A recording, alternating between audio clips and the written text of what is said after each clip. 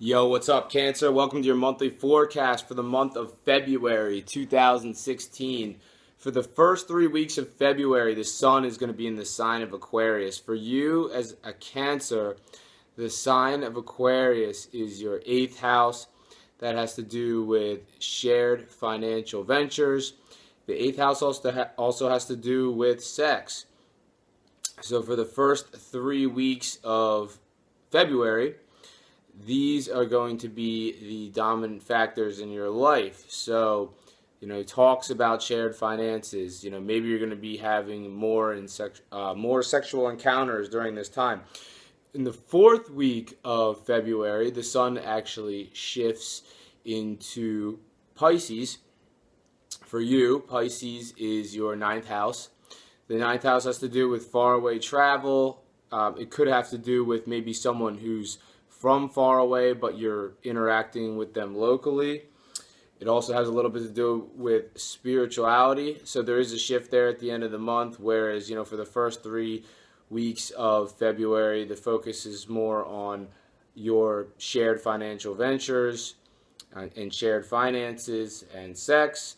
And then last week of February, sun shifts into Pisces, your ninth house. Then the focus is more on faraway travel and potentially spirituality. On February 3rd, Mars is in Scorpio. For you, Scorpio is your fifth house.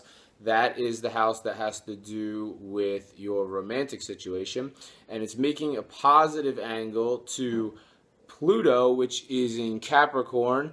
And Capricorn is your seventh house. That has to do with your one-on-one relationships. So February 3rd and following February 3rd, look for some kind of positive instance of romance in your life. I mean, you have a positive connection between Mars, and wherever Mars goes, it supercharges that area. So, I mean, you have Mars, in the area that has to do with your romantic situation.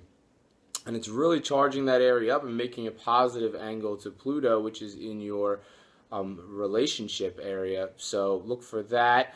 On February 8th, Mars is actually making more of, you could actually look at this angle on February 8th as more of, it could be transformational or it could be challenging depending on your specific life circumstances. But Mars, once again, in Scorpio, your fifth house of romance, is going to be making this aspect with the new moon, which is in Aquarius, has to do with your shared financial resources. The fifth house for you, the house of romance, also has to do with creativity too. So, maybe there's some kind of correlation starting on February 8th and following that, after this aspect occurs, maybe there's some sort of correlation between your shared financial resources and maybe like some sort of creative endeavor. Are you collaborating with somebody on a project of some sort? And maybe this is something that's transforming in your life, or it could be that you and your significant other could be maybe undergoing some challenging circumstances regarding the way your money is shared between the two of you, or whatever other resources you share between the two of you. Now, with new moons, the new moon being in Aquarius on February 8th, the new moon's kind of like a trigger. So, whatever happens after the new moon, there's all these like new things that follow, that start to come into fruition until it reaches the full moon, the correlating full moon in Aquarius 6 months later, which is kind of like the culmination where everything comes, everything that's been building since the new moon for 6 months, once it hits the full moon 6 months later in Aquarius, that's where it comes to fruition. So look out for that. And February 10th, Venus is actually making a positive angle to Jupiter. Jupiter is in Virgo. Virgo is your third house of communication. Venus, the planet of love, is in your seventh house of one-on-one relationships. So, once again, here we are with something positive, it seems, for your love life. February 10th and following this event, we got Venus, the planet of love, making a positive connection to Jupiter, the planet of grand expansion and fortune, in your third house of communication. So it looks like there's something being positively communicated, and it could be a one-on-one relationship, and it could have to do with romance. So look out for that. On February 22nd, there's a full moon in Virgo. And Virgo is your third house of communication. People always get worried about full moons. They think crazy things are going to happen. People go crazy or whatever, or something bad is going to happen. No, that's not the case. That's a misinterpretation of a full moon. Sometimes with these full moons, things can get shaken up a little bit or stirred around.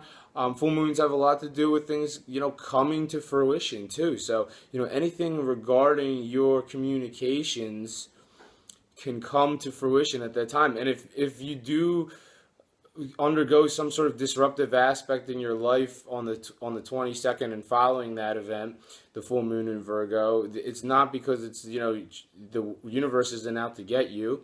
It's because things can't go on in this area the way they've been going on, and now it's time for a change, and ultimately this change is going to be better. So I mean, it has something to do with your communications could come to fruition. For example, I mean, my astrological sun sign is a Cancer.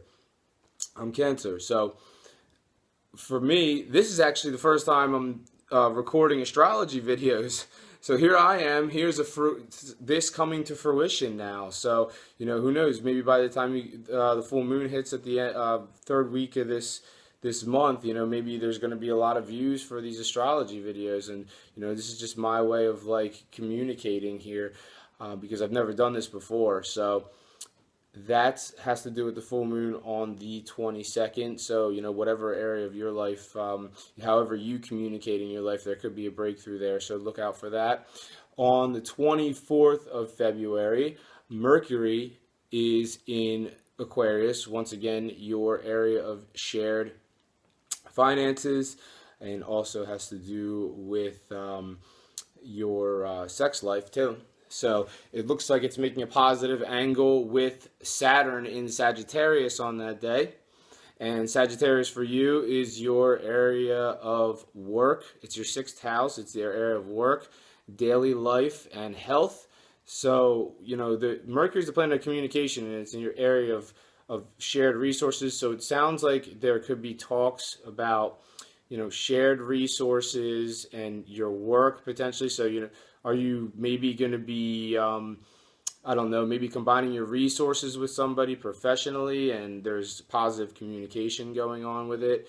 If you look at it from the aspect of maybe sex, Saturn's in the area of your daily life, and there could be some positive talks about sex. But that's all I have for you guys this month. Thank you very much for watching this video. If you've enjoyed it, make sure to hit the subscribe button and like it as well. But I'll definitely be back next month, and I'll look forward to seeing you then. Thank you. Take care. Bye-bye.